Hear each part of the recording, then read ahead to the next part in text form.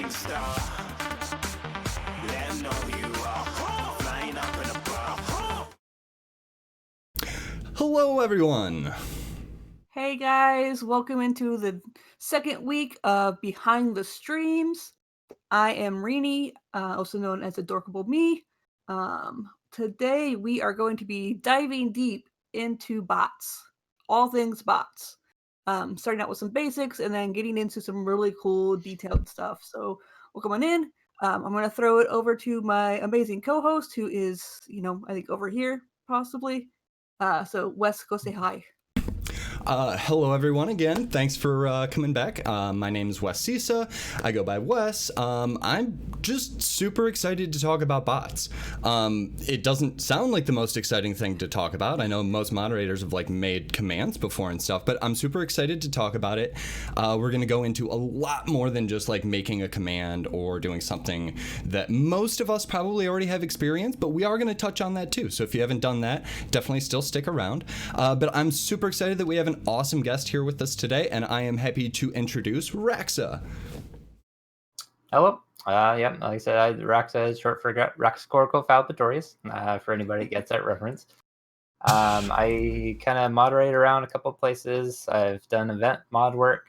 The main thing that I do right now, though, is full support for a couple different bots. They're all custom.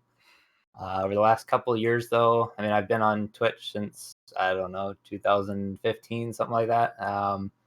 As far as what I do with other streamers, though, that I don't necessarily mod for, I do provide support for all the basic bots out there that everybody uses, because they're all kind of the same at one point once you know what you're doing. But other than that, it's a good time. So, yep. Awesome. And that's one of the things we're talking about a lot during our pre-show is the fact that there are tons of bots out there. You'll typically see a few names that you're kind of familiar with, ones that kind of get used a little bit more than others. Nightbot, MooBot are really popular, especially with the online hosted ones. We have client side, which we'll get into a little bit, where you can actually have your own bot living on your server or your PC. And so getting into this whole alphabot soup, as I'm going to joke with, how do you actually decide what kind of bot do you need? What questions do you have to ask first?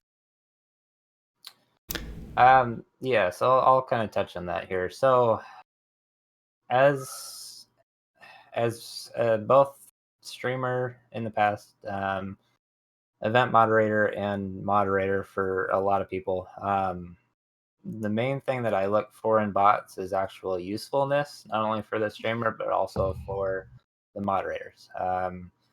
From a programming standpoint, though, if you're not willing to do the back end work yourself, the biggest thing you want to make sure that you're up to date on is which bot has been updated not only consistently but often, because there's a lot of back end changes. There's a lot of things that come up that need immediate attention. So that's where it kind of helps to go with a little bit more popular bot, like the Nightbot, MooBot, that kind of realm, to where those are used so often that they have to keep up with whatever changes come up. They'd have thousands of angry streamers. Yeah, exactly. You're right. Beyond that, though, like I said, it just depends on your use. I'd say probably 90% of streamers can use any bot. It's not really something that you need anything in particular for. It's just whatever you're more comfortable with, especially on the UI side.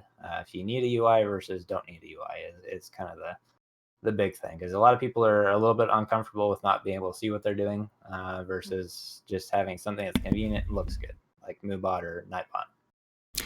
Okay, so yeah, let's talk a little bit about the difference between having a user interface, and that's generally whether you're talking a client side or a server side bot, right? Whether or not it has an easily accessible user interface. More or less, there's kind of a fine line there, because client side all that really means is that it runs on a certain machine. It runs on either a moderator's machine or the streamer's machine, somebody that the streamer trusts anyway, that can run it. That being said, though, that doesn't mean that there's not going to be a UI for it. For example, my bot that I make, it does have a user interface. It's all client side, but it does have a user interface that I've made that I feel is very convenient and actually useful. But at the same time, I'm more than comfortable enough to do things in chat. So I've also developed systems to where I can either go into the bot's chat and do commands there, or I can whisper the bot and do commands there. So it's a little bit more of a behind the scenes. So yeah, so it kind of takes things away from chat, kind of declutters a little bit. But like you're saying, as far as client side, that's all that really means is it runs there. Server side, though, it doesn't necessarily mean that there's going to be user interface, but it does mean that the bot itself is running somewhere else. That's all. That's kind of the gist of it. We refer to it as just a cloud bot. Okay. It's something that runs on a server, and it just interfaces, so you don't have to worry about it. It just runs. Right. So, I mean, yeah, it's technically still running on someone else's computer, just like a client side or what you would call it. It's just rather than my computer or my trusted friend's computer, it's, a cloud computer that I can, have some more reliability with. Yeah, exactly. I've definitely seen client side bots go down, which is not fun. Yeah, and that's kind of the other thing is when, like, right before a stream, most people restart their computer. What that means, though, is they may or may not remember to restart the bot. It's from a moderator standpoint, that can make things a lot harder. It can also have some trickle effects. If you've got Discord integration, it won't post your live notification. It's all kinds of fun stuff from there. So. Right. Yeah, and one of the things I found with client-side bots, even like using Streamlabs chatbot, like it has a great, nice user interface, but that's for the streamer only. And it's one of those that if for some reason you get locked out of your bot's user account, it makes it so much harder. Whereas with Nightbot or whatever, it goes through and it pulls all those tokens for me, it connects for me, and it uses Nightbot. It is Nightbot. It's itself. It's not a Dorkabot or whatever. Right. And so there's less of a chance of if it's down for everyone, and I don't have to worry about it. Someone else is fixing it. Right. Yeah, exactly. So we're talking about, you said most bots can typically get you the same functionality, which is, typically what I've for the most part found too. There's some things that I'm not maybe tech savvy enough to change about certain bots. Like I know Nightbot has a 5-second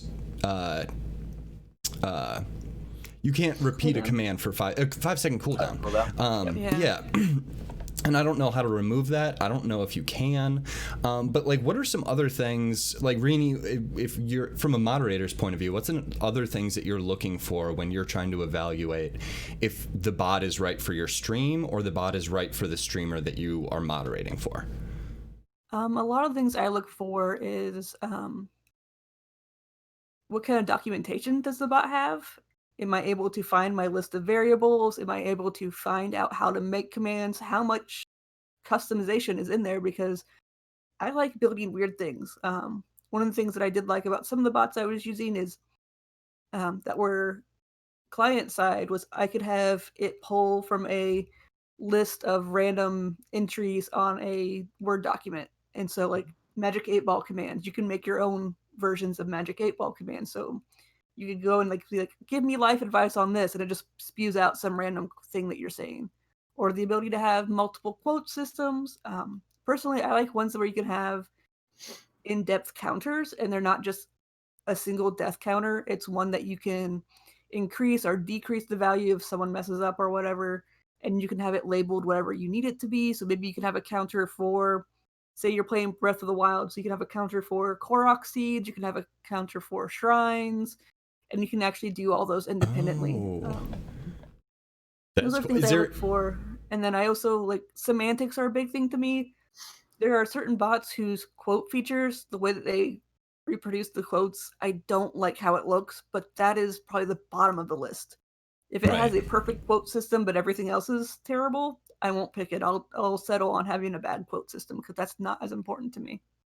Well, and both of you, I've had an experience where there's one thing that absolutely broke, rather than like make or break. It absolutely broke this bot for me, and that I was basically like, if you don't have this, and this is where I actually stepped up as a mod and said, like, no, I don't want to do anything based on commands until you get off of this. And that was having a client-side bot that there was a user interface that you could access, but it was more like accessing a table of commands. And you could just look at the commands, and everything was done through chat, which is okay for me because I know how to use all the variables and how to make those commands work in chat. But there are a ton of mods who can be helping a ton if you have a easy to use user interface like Nightbot. So is there anything in a bot that, when you're trying to evaluate a bot, that you might be using for your chat, is there anything that is an absolute deal breaker for you? Raxa, if you have anything, you're like, I just make my own. Well, I mean, like I'm kind of in a special situation for most people, just because I can. Not only do I have a streamer that is very involved in everything bot wise, to where all I need to really do is just do the back end stuff, and she takes care of pretty much everything. Because we still have ability to do everything, we just don't need to. It's been really nice because of that, because we don't really have, not necessarily, we don't, the chat doesn't really need a bunch of different commands. We don't need a bunch of different things. It just kind of is what it is. It just kind of sits there and does its thing. And everything that has come up special wise has been something that it's been kind of on a case by case basis. But kind of touch on like what Rini said with the semantics. That's definitely an unfortunate side effect of using pre-built bots, because they're like you're saying as well with the quotes, or with the cooldown, I mean, and the quote system. But the cooldown, like you're saying with Nightbot, as far as I'm aware, there's no way to turn that off. It just is what it is, and yeah, exactly. Yeah. Shucks deluxe. There's no way to get around it. The other bots are like, there's kind of trade-offs here and there with small things like that, and then like you're saying with the quotes, that is developer choice, unfortunately. The kind of the special thing about that though is most, like Nightbot and MooBot, for example, just to get a little bit more specific here, those don't actually run off of a bot side system. Those are actually run off of a third party system, or fourth party, however you want to call it. So like the quote system, for example, it actually does a kind of like we were talking earlier in the pre-show with the APIs, where it does a back-end service with another party's website. And all that Nightbot does, or MooBot, is interfaced with that system. And then it kind of trickles down into chat. So it's a little bit more of an extended system. So with that being said, you can do pretty much anything that you want to with these pre-built bots using that system. The problem is it's a lot harder to implement than what most people want to. Yeah, that's one of the things I do appreciate with Nightbot, is the fact that it's essentially a custom code that got put in to do quote systems. And so if you don't like the way one looks, find a different one. If you're able to, build your own. But it does mean that you are kind of stepping further and further away from the original bot, which then means support. One of the things that we talked about earlier in the pre-show is the fact that like bots change a lot because the cost of upkeeping servers and whatnot and maintaining this and doing this for a developer, it's not cheap. And so you'll see things go like AnkBot was a huge bot for so long. The developer couldn't keep up with it. It's now Streamlabs Chatbot because they got purchased out because it was a huge bot. Everyone used AnkBot for years. Yep. Yeah. Actually, I actually recently learned that there are still people that are still on AnkBot. Oh, They Really? found a way to have they still have the original bot. It's not, they had to do a little magic to make it work, but they still have it. have it running strong client side. So Yeah. I mean, I definitely remember it. That feels like so long ago. Yeah, but I will say Okay. one thing I do like about some of these cloud bots, especially with like Nightbot, MooBot, is because they are so popular and it is a single bot entity on Twitch. It's not someone else's account, it's one account. There's a lot of streamers who have their bots subbed. And so one of the things that we do in McLaffy Taffy's channel for our commands for our team stream is we have the rest of the team's emotes on there because the rest of the team has Nightbot subbed. So even though I'm on McLaffy Taffy's channel, Nightbot can post emotes from Bloody Faster, from VO, from Monkeyism, and I don't have to worry about that. It gives me so much more freedom to like make fun commands. That's actually a really good point. That does give you a lot of freedom, especially when you have something like a team or a stream team or a group or just friends that you raid often. Being able to have the Nightbot, and I know you can use it to do like raid messages. So if there's a person that you raid and raid back frequently and you have each other's Nightbot subbed, you can basically have a sub raid message with the person's emotes that you're raiding, which is really cool.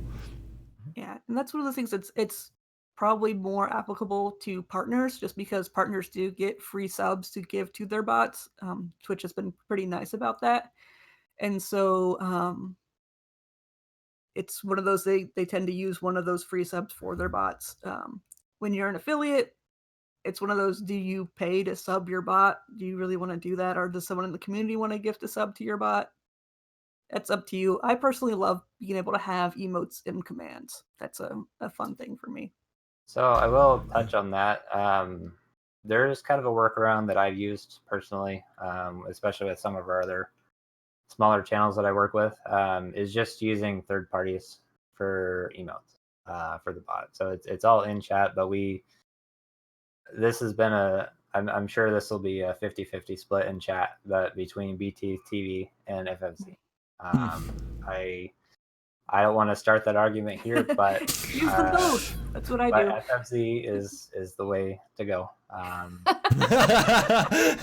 don't want to start an argument, but here it is. Line in the sand drawn.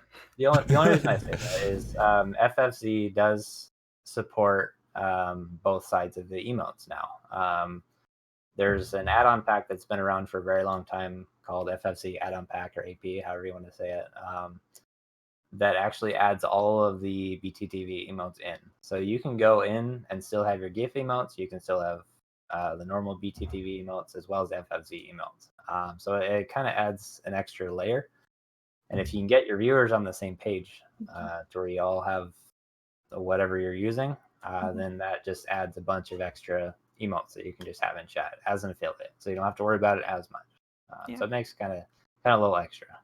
Yeah, and if you're doing something like that, having a command on a timer that says, hey, we use this extension to have these emotes in chat, it's part of our community. It's a good way to use timers. Like one of the things you'll find out is like bot spam is a real thing, and so being careful with timers is a huge thing, which most of the bots I've seen have really nice cooldowns. They know to like, even if they're only going half an hour, they'll only go half an hour if there's been X number of messages in chat, which I really appreciate because that helps a lot. Yeah, I'd say as a small streamer, that's Nightbot that has that like really easy built into the user interface, right? I think it is, where it says like only repeat this automated message if there's been X amount of messages in chat. I think most bots are getting on board with that now. Yeah. Nice. So Okay. I think it's becoming more. I've been. It's another one of those things where it's preference. But for pre-built bots, I've been a huge proponent of the MooBot usage. There's been a huge update recently with the MooBot UI and everything, to where it's a lot easier to use because the first version was a little bit more intimidating UI wise, but it provides the same functionality, and I know that they do that same thing. It's a little bit more customizable. There's a couple semantic issues, but as far as I know, like the Streamlabs bot, Stream Elements bot, I'm pretty sure most of them have that option now. They're all getting on by. I mean, and that's great to hear, because that was, I've seen that be an actual hindrance in smaller streamers that don't have a ton of chat going. And then, especially on a slow night, they look up and all of a sudden it's just like 12 messages from Stay Hydrated bot. And it's just like, it feels bad when that happens. And that tiny little option is a huge way to reduce bot spam. Especially, it looks even worse for lurkers. If they haven't been watching for a while and they look back and it's all bot messages. I'd rather have very little chat going on than just a wall of bot messages. Yeah, that's kind of been in one of the discords I'm in, it's mainly moderator focused, but it's that's kind of been an ongoing topic that we talk about in there is bot spam versus even mod wall or sub wall, anything like that. It can be a little intimidating. And then, like you're saying with bots, though, it's still preference. It's if somebody that's lurking doesn't really like that much bot spam, then they're probably less likely to talk. Whereas other channels, it's perfectly fine. It's been normal. It is what it is. There's a lot of useful information. So it's kind of a flip of the coin depending on the community. Is the way I've seen it. Yeah, I've been in different communities.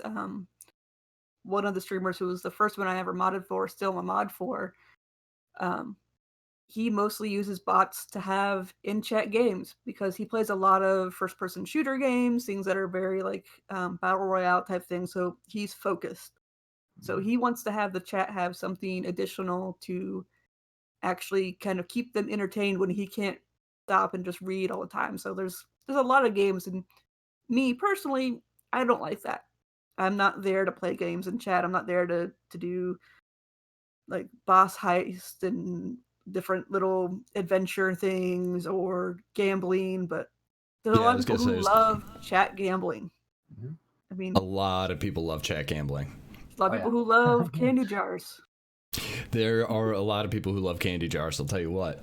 And yeah, slot and roll. I mean, all those games, they all have their purpose, though, as long as that kind of thing isn't being forced on people.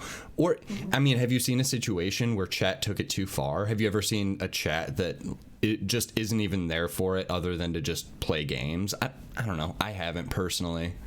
I mean, I've only come across it in slow chats. Where it's usually only one or two people though. They're just constantly just running commands. I mean, eventually it's something where the moderators will step up and stop them, but it can become a hindrance at some point. But like you're saying, it's also community preference. I mean, if there's nothing else going on, then let them talk away or do whatever they're gonna do. Absolutely. Yeah.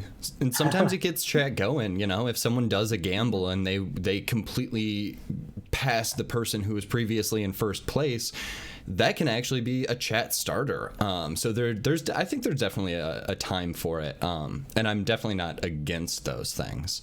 I do want to add something on that real quick, because this is something I'm working on. For my own stream and for some of the stuff I'm working on the backside. But one of the ideas that I've sort of seen, but I haven't really seen anybody do quite to the extent that I'd like to do it, is there's a bunch of options. If you're creative enough, it's possible to do whatever you want with on-screen stuff. Because I personally think that's an untapped market right now. I think that's where bots are going. But what I'm trying to kind of roundabout get to is there's a lot of opportunity for there to be viewer spam in chat, but bot usage on screen.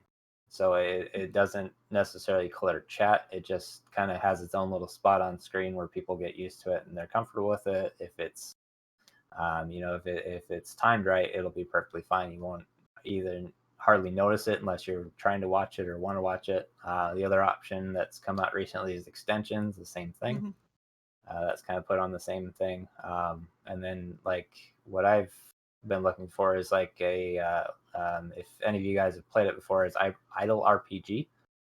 It's mainly been a Discord game. Yeah, where you set up your thing and you just let it go. It does its thing. You go on these random quests. You get stuff randomly. You can check it whenever you want, and it just kind of does its thing in the background. You don't ever actually see anything until you want to. So it's kind of I think it's kind of a fine balance between the two. I think if chat wants it, it should be there for them. But if they don't want it, then they don't need to see it. So it's kind of I still think it's a community thing to where it's you just gotta kind of choose and go from there. Yeah, I've there's got a not friend. So I've got a friend who does sort of the RPG type game when Twitch was doing the separate chat rooms. And so in her stream, she created a second chat room that was just here. You can go and play this text game while we're streaming. Yep. I think chat rooms are gone now, though. So there. Yes. It's the only time I've ever seen someone use one. That's why I was just like, I'm like so impressed. I'm like, that's like a really good idea. There are a lot of those little games. Oh, okay. Yeah. I'll be Anna. Yeah, most people have kind of transitioned that to Discord now that I've seen. So they just have their bot spam channel or their bot game channel or whatever. So it's still kind of their pseudo, but it's not quite a first party thing anymore. Yeah. Yeah, there's something to be said about being able to do like through whispers and stuff as well, right? There's a lot of stuff that you can get answers from the bot in whispers, and I think that's invaluable for bot spam. Well, I haven't touched that in a while, but there was actually an issue for a while. Twitch got rid of that because of spam issues, and so to get that whitelisted, you had to have your bot like specially approved by Twitch. Yep. So if you can get that special approved, then usually it's not an issue. The problem though is if you whisper the wrong person that has no idea what you're whispering them, they can report your bot, and then it can be a fun time. So that's kind of something where I err on the side of caution, but it is an option if you want to try to push that way. That's interesting. I hadn't heard about that part. It's good for things like using it for chat loyalty points, but now that Twitch has its own loyalty points, that is probably going to be dying on bots over the next few months and years. Like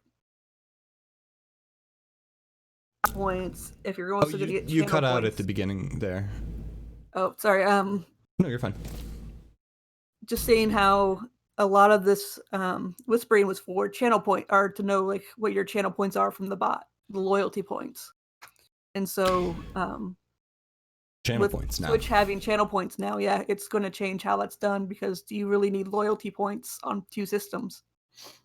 So there's kind of an interesting thing now that this is probably something we can get into a little bit later with the more advanced stuff, but it is entirely possible that the big name bots could start to use channel points because that has recently become available to third-party developers to where we can actually see when somebody redeems a custom reward or even a normal reward. So so we can start to see exactly how many points to use, what it was for, and kind of integrate it however we want, which is something I've been looking into for my bot, but it's a slow process. But it may be something coming out. Yeah, that would be really awesome for the ability to go back to like the on-screen interaction with bots. Like I know Stream Elements was one of the first bots I saw that did a lot of things. And it was mostly just like emotes raining down and stuff. Or you do a certain thing, it's like explosion of emotes. But the ability to have a command go on, like to call a command in chat, and then to have it do something on stream is really cool. Like do more than just a sound alert or something. And we integrate it in some games and whatnot, like Marbles. You'll get the chat spam of just play, but that's still kind of connecting to all these things. Yep, that's kind of been a big. That's a little bit more on the game side than probably what we'll touch on here for integration. But it is available, and it's a very interesting thing because it, like I said, even with the simple games that I was talking about, it's still possible to integrate everything. The only problem that can really come up with channel points right now, though, is errors. with points. There's no way to change points. There's no way to give back points, as far as I'm aware, anyway, from third-party side. I know there is kind of a queue that moderators have access to. As far as I'm aware, you can give them back, but I haven't seen it or used it yet, so I'm not sure exactly the details. But that's just something else to keep in mind for this stuff going forward. But Yeah, that's interesting. So would it just be a bot being able to be like, hey, Wes C says highlighted 125 messages in this chat by being able to pull that information? Or is it also being able to, like, actually I can use a command in chat that registers with the bot and then the bot uses my channel points for something? so essentially, because the way that it kind of works right now is it's more on the side of, this user has redeemed this thing. And whenever they redeem whatever it is, all that we really see right now is how many points were used or whatever it was used for. Because as Okay. far as I'm aware right now, the only way that you can use these channel points from a streamer side is just setting up your own custom things that kind of do just text things, as far as I'm aware, just in chat things. There's nothing really too crazy about them, but that's kind of where the third party comes in right now, is you can kind of integrate that in your own thing. But it like you're saying, I don't think there's anything cumulative that you can really do per se. It's just more of a use by use basis. Right. That's interesting. I wonder where they'll take that and what that's going to look like in 6 months or a year, since Yep. channel points themselves are so new. Yep. It'd be interesting to see it integrate somehow with bots. I don't know if Twitch is ever going to decide to do their own like permanent in-house bot, but like I know a lot of people have a channel point thing for like ban such and such person for X number of minutes. That could easily be something that Twitch integrates through that really easily. Yeah, well, like I said, that's actually a perfect example for a bot command or a bot usage. That's whatever the number is, you have the username that they pick or they type in, and then you can just do it automatically. So it's that would work perfectly. Yeah. That's awesome. I'm just like, I have so many ideas right now. That is so The cool. downside to that is like I know a lot of people really like the extension, the bits for ban, whatever it is, because you get money from it. So it'll be interesting to see how it competes with extensions that actually pay streamers thing. Like they don't get paid a lot, but they get a percentage. Right. So it'll be But as long as they interesting to got- see how it might take from those. Yeah, definitely. As long as they got channel currency going, though, like, why wouldn't they? I don't know. I'm obviously very excited about this. Yeah. So, with the kind of to touch on that real quick with an in-house bot, I don't think it's something that they're gonna do for a very, very long time, because the biggest thing is semantic issues. The biggest thing is actual usage, especially for the moderation side. Because unless you happen to have somebody that knows how to use rejects very well, or regular expression very well, it's very hard to make a proper moderation bot. Like you kind of see the side effects of that with AutoMod. Yeah, exactly. There's been a very high number of false positives because of that. It removes very strange things, and it leaves very other interesting things in chat. So it's a very hard thing to do on a site basis, because there's so many different uses. There's so many different things that people need. It's just like saying that every single channel needs Nightbot. It's impossible to say because there's so many different. And the fact that this is a global platform, so you have all these different languages that Twitch is in. That just, as a developer, that just sounds like a huge headache, and you're just like, nope, just nope. Which right, that the only issue on the languages thing, interestingly, is the only issue you're going to come across is moderation side, because commands are still going to be the same, text is still going to be the same. The actual programming side is all for the majority of things is all going to be in either English or comments will be in whatever language they're in. But it's still going to be fairly universal as far as programming side, but the actual front end side is the only thing that's really going to change. But like I said earlier, with the regular expressions, that's where it's a little tricky. Okay. So let's say I'm looking to find a bot for my channel. I'm looking at the big ones, the Phantom bots, the Nightbots, the Moo bots.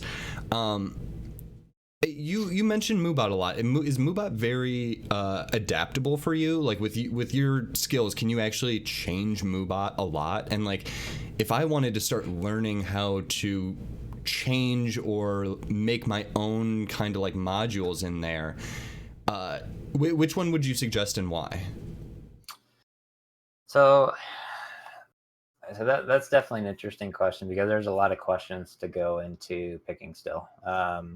There's still a lot of specific use cases. There's a lot of comfortability issues that can come up. From my experience, though, Moobot has been the most consistent as far as moderation.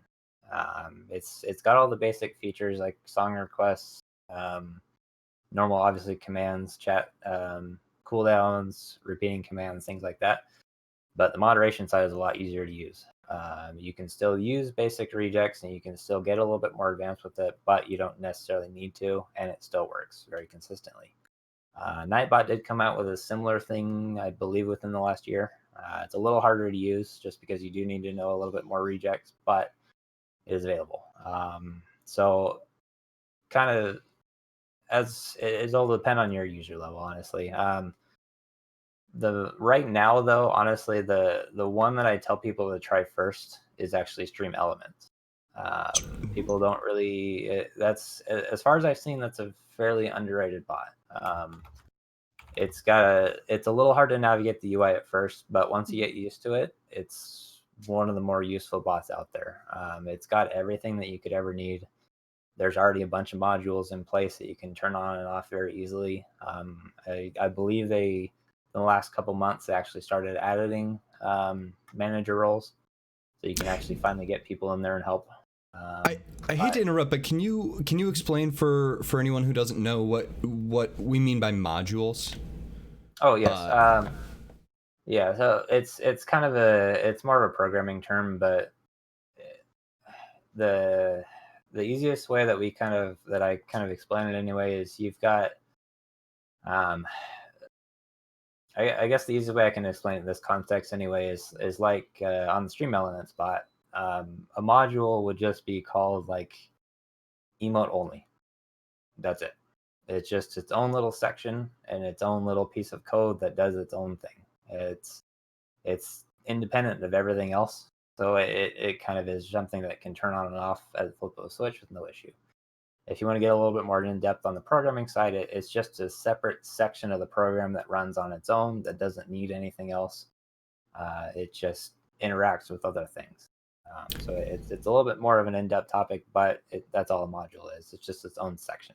So like the entire polling system that's built into a bot, that's a module, and you'd call that the polling module? Exactly. Yeah. Okay, awesome. So you're saying that there's a lot of those already built into Stream Elements that you can turn on and off, which is an amazing feature already. Is it easy to like edit those? Should you be editing those? So most of them you don't need to. I believe I'll start with this. They are probably the youngest major bot out there. They haven't been out for very long, but they have one of the strongest developers teams out there. They also have a very strong Discord with a lot of feedback. So with that being said, they are still constantly changing everything. So it's very possible that if one person goes in with a really good idea, like you're saying, like editing something or being able to edit something, it may show up in the next couple months where you can edit that no problem. To where they're listening to feedback versus some of the older bots that have been out there for a while that are just what they are. As far as I know, though, to kind of hit on that specifically, they do have a couple things that are more editable now than when they first started with these things. So like pyramid, for example. There's a pyramid counter. You can have a maximum, you can have a minimum, you can change those numbers. So that's just kind of a basic example, but that's the kind of things that you can do, or even specific emotes, stuff like that. And Stream Elements is really unique because they're really trying to become like an all-inclusive single place for streamers to have all of their tools, which Streamlabs is trying to do as well. But like, you're really seeing a lot of like, you can do all of your overlays. Like they were one of the first ones who really did all of that package together. Your overlays, your alerts, loyalty systems, donations, all of that into one setting. Yep. Yeah, and that I think that was kind of their goal when they first started, was to make that work. So I think that going forward, especially with like channel points and stuff like that, I think that's going to put them in a really strong position where they can do a lot more of the on-screen stuff very easily versus some of the other bots. Yeah, I mean, it sounds like they're perfectly poised to merge those worlds and kind of be the first one out there with. And like I said, that's kind of why I recommend them for new streamers and people that are just getting a first bot. If you can get used to that, then you're good to go. If you're used to the other bots and you can make those work for what you need, then that's where you should probably stay and give these other bots a chance. But this is probably still going to work for you just fine. Just as a quick side note that I've had the unpleasantness of dealing with is migrating a bot to another bot is not always the easiest thing. Sometimes it's easy enough to like pull a giant text file with all the commands and copy and paste, but most of the time you're changing to different variables, and variables, we actually should have probably touched on this a bit more on like what those exactly are. Rini, do you want to give like the very basic of what variables are and like documentation that you should be able to look up for your bots? Yeah, sure. Yeah. So the biggest, so as a developer, I have a kind of a gripe with a couple of the newer bots out right now because they don't have good documentation at all. They're very hard to use and they're very hard to interact with if I need something on my end. But that's also being a third party making my own custom bot.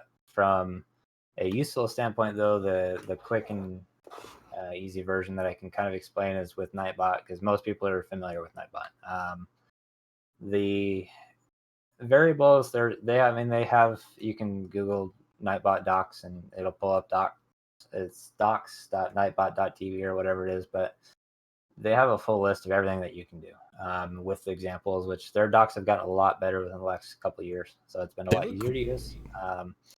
But like the easiest way that you can kind of learn how to use variables is with the argument command. So if you have like a like say you just have exclamation mark command space $, bracket $2 sorry, your command will be exclamation mark command, and then your response will be $, exclamation or bracket $2 close bracket.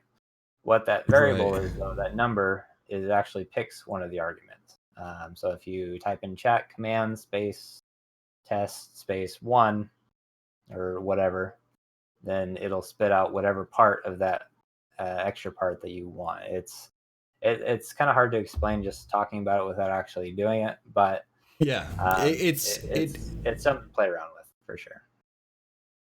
And Rini, what's it like as just a non-developer moderator to use these commands? Like, what kind of things are you using a lot of? What are you looking for in the documentation? Just for us regular moderators, and then okay, yeah, go ahead with that part first. I think for me is being able to find what that syntax is, and so having a list of variables so I can see how it's written and know what it looks like. There are some, like Nightbot has the $ things in brackets. Deepbot had things bookended with the @ symbol. which Yep. was very weird. And when you're typing that in chat to update a command, it wants to autofill it with people's names, which can get hard because then you'll accidentally do things. Yep. I think Phantom Bot is just in the parentheses itself. Like each one's different, and so I think one of the things I did like about Streamlabs Chatbot is their documentation is a nice PDF that you can just click on each section in the table of contents. It jumps you down to that spot. They have a huge appendix full of variables, and so I could just kind of be like, okay, I'm going to test these out. Nightbot's documentation is awesome. Yeah, it's definitely a lot better, and knowing how things work. Some of these bots, like DeepBot, I found a lot of people on GitHub that do a lot of DeepBot stuff, and so I could even just say, hey, I'm trying to figure out why this isn't working. Like when I was doing the if then situations, like if a person in chat does this, then it should respond like this, which was really good for commands when you wanted to change wording to make grammar sense. Like if you need to pluralize something or change the tense of something, like that was huge. And I missed having that in other bots. Like I will put up with everything else on DeepBot just to have that if then situation. Yeah. So I will touch on that real quick. That's kind of the other problem is there is a lot of that availability in other bots. It's just not documented. Right. Yeah, exactly. I've seen that where it's kind of been a problem. Yeah. I'll be fighting with myself trying to figure out how to make a command in a certain bot, and I end up Googling it because I can't find it in the documentation, and they're just like, oh yeah, you just use this, and I'm like, okay, but how would I know that? Like, did you build the bot? Why isn't that on the documentation? So documentation is huge. Yeah, so a lot of most of the cloud-based bots are written fairly similarly, or they're in JavaScript or something similar to where from a programmer side, we can see something and it makes sense because that's just the syntax of the language. That's just what it is. But kind of run back a little bit on what you were saying with the not only migrating bot, but also with the differences in syntax. Unfortunately, it's developer decision. There's not really much that you can do outside of just whatever it is. Right. It's kind of been one of, I mean, even like my bot that I use, it's got very specific syntax because that's what works for me and that's what I like.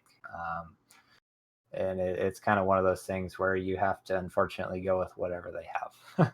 Yeah. Migrating can be a pain because suddenly all of your commands that say, $,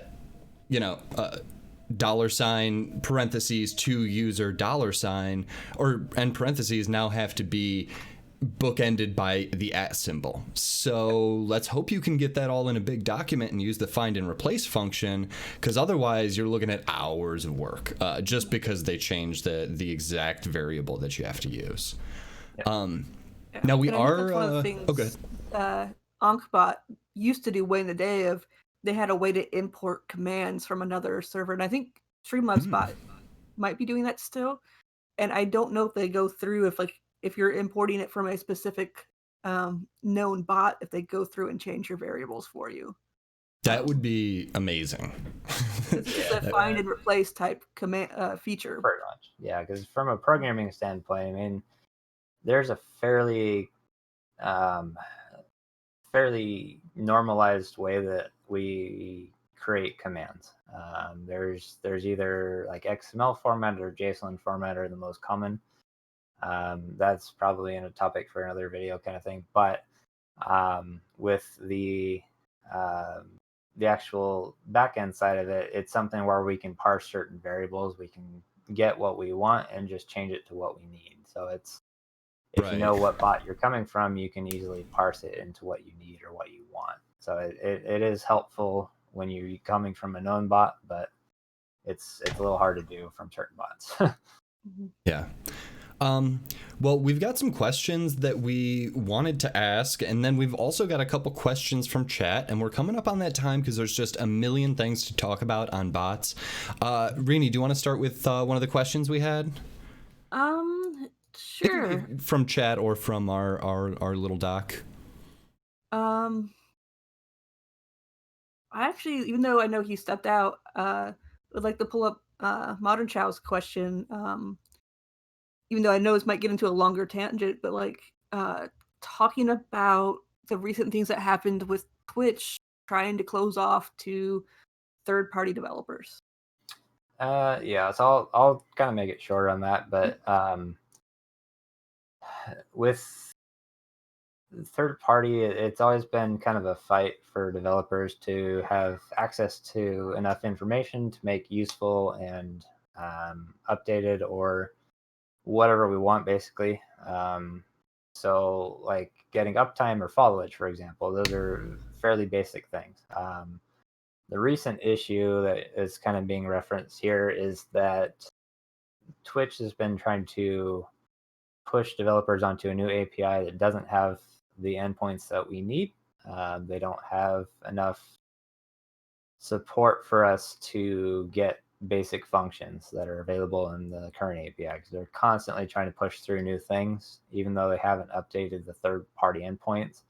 Everything on the back end works perfectly fine. For Twitch, but everything else works perfectly fine for them. But the access to it for us is been something that they've kind of been not transparent enough on their plan, but they've also made it to where, like with this recent issue, they were trying to push everybody to the new API by the end of this month, but they've since kind of gone back on that because they've kind of been notified by developers that there is a lot Notified is such a kind way to put it.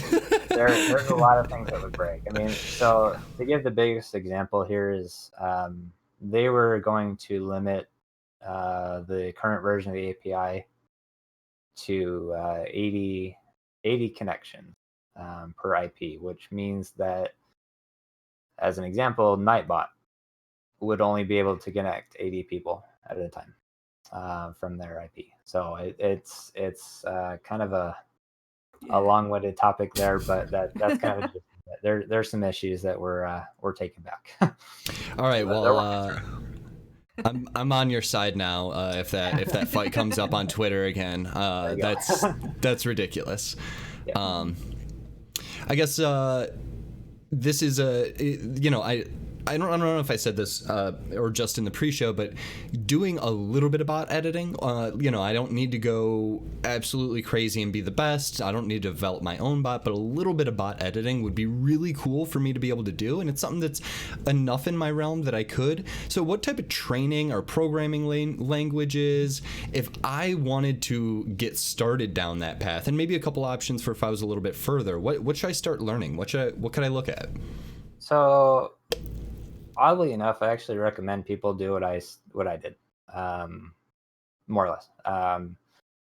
There's a very old scripting language that some people may have heard of called MIRC. It's been around for a very, very long time. It's not necessarily used for Twitch, but it's been implemented that way. It's probably the easiest way that you can get your own custom bot up and running. It's simply just plug in some numbers, get your OAuth, and then you're good to go. There's a lot of documentation out there. There's a lot of examples out there that'll get you started, and all it really is just basic scripting. It reads every single thing that comes in and checks it against your script. So you can make a pretty basic command. There's a bunch of different things in there that you can kind of do with it. So it's a very useful thing. It's a little bit more in depth if you want it to be. You can do arguments, you can do all the other stuff, you can play sounds, whatever. It is client host or client side, so it's a little different on that, but it's a good starting point to learn scripting.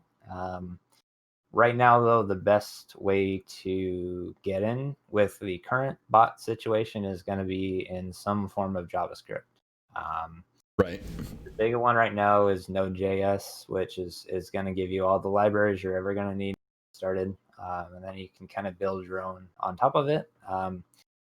It's definitely a little harder to get used to, as far as the actual programming side of it, to get everything up and running. But once you get it going, it's very easy. It's another one of those things there's a lot of documentation on. It's a relatively new language as far as Node.js itself. JavaScript's been around for a while, but it all uses the same syntax, so you can figure out pretty much whatever you want. After that, though, I mean, there's some smaller things that you can do that are similar, but those are the two best starter ways. Advanced, though, you're going to be looking into one of the heavier programming languages. I personally use Java. I know a lot of people on the programming side are going to wince at that a little bit, but with Java, for me, I'm able to do what I need to do on a Mac, which is what my streamer runs on. So I'm kind of limited to that. If you're not limited to that, or if you're working on Windows, or your streamer's on Windows or whatever, you can probably want to look closer to C#, which is the most used programming language for that. Both of those, there's plenty of documentation. Java's a little harder to get documentation on, just because you have to kind of make your own stuff as you go. Whereas C#, there's a lot more people that are using that right now. There's a bunch of different Discords. There's the Twitch Dev Discord, the Twitch API Discord. And I mean, that kind of also leads in. You can get into some of the Discord APIs, Discord servers. They'll also be able to help you out just the same. It's once you get into the kind of the dev community, it's all just whatever you need. There's somebody that can help you somewhere. I mean, so like the other thing, like you're saying with GitHub, that's probably your best resource to learn off of other people's code. There seems to be always people just uploading and teaching on GitHub, and it just seems like everything that you need, and I'm sure I've never been to like the developer discords, but I can imagine it's the same, and you guys are probably helping each other out just as much, if not more, in the Discord. So yeah, okay, I mean, so we're the Discord, it does kind of go into a little bit more like, how do I do this specific thing, and then they just kind of put something really advanced in, and then it just kind of works. It's not like the basic side of it, but once you get there, if you need help, there's people there. And you can kind of maybe reverse engineer it a little bit. Someone might give you something huge and complicated, and you're like, okay, well, I understand these parts, so maybe I'm starting to get it. I mean, the biggest thing with advanced bots, if you get them connected and you get them doing basic commands or even listening to chat, then you're pretty much good to go. Everything else is just figuring out semantics from there. Nice. And I will say, with the MIRC, I was looking on. I somehow ended up on dev.twitch.tv, which is how you make all the extensions and the bots and stuff. They give you tools and where to upload them. MIRC was what they said. It was like, here's how you start. Yep. And we mentioned Discords and stuff. We did have a question about Discord integration with bots. We'll touch on that in our Discord. Which I also want to say, there are hundreds, if not thousands and thousands of Discord bots that are solely for Discord, which as a moderator, there are a few that I absolutely love. If you see the two that we have in our StreamerSquare Discord, those are ones that I highly recommend, because I can log everything that happens in the bot or in the channel. I know who changes their name, who changes their icon, who deleted messages or edited messages. It's so great. Discord bots are amazing, and I think that could be a whole topic itself. Yeah, and to touch on that very real well quick, might be. Yeah, that is something that I do with my own bot as well. So it's very possible to integrate it with a normal Twitch chat bot into a Discord bot, like Nightbot does similar. Oh, that's really cool too. Okay. Huh. Well, as you all know, it's Tuesday, so we have another show coming up right after this. That show goes live in just about 5-6 minutes. It is Dan's Stream of Thought. So we're going to be wrapping up here. First off, let's go ahead and get a goodbye from Raxa. Yeah, no, it's been good. If anybody needs anything, just reach out to me. I'm in the StreamerSquare Discord, so. Beautiful. Oh, that's awesome. I'm gonna bug you so much. Once I get like the stream elements bot and I like start figuring things out and playing with it, you're never gonna hear the end of it from me. So I'm gonna just go ahead and apologize right now. Yeah. And I'm Rini, Adorable Me. I'm around. I'm communications and operations for StreamerSquare, so you will see me around StreamerSquare a lot. Thank you for humoring my cats jumping into the screens. She's really excited about this. Cat tags, primo.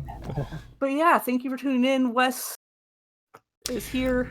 I am here. That's the most that most people can ever say of me. They're like, Wes, he's here. No, my name's Wes Sisa. He's amazing.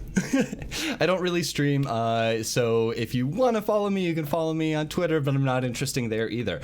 So just come back next week and see me again here, because this is like the only time I'm even somewhat fun.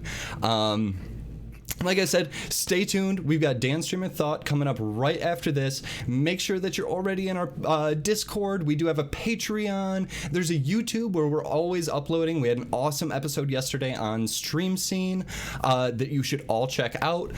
So yeah, those are all the plugs that I can think of. Again, thanks so much for being here. Everyone, have a great night. And if you are looking for more information on modding, bots, everything, we are coming up with a new section of our website.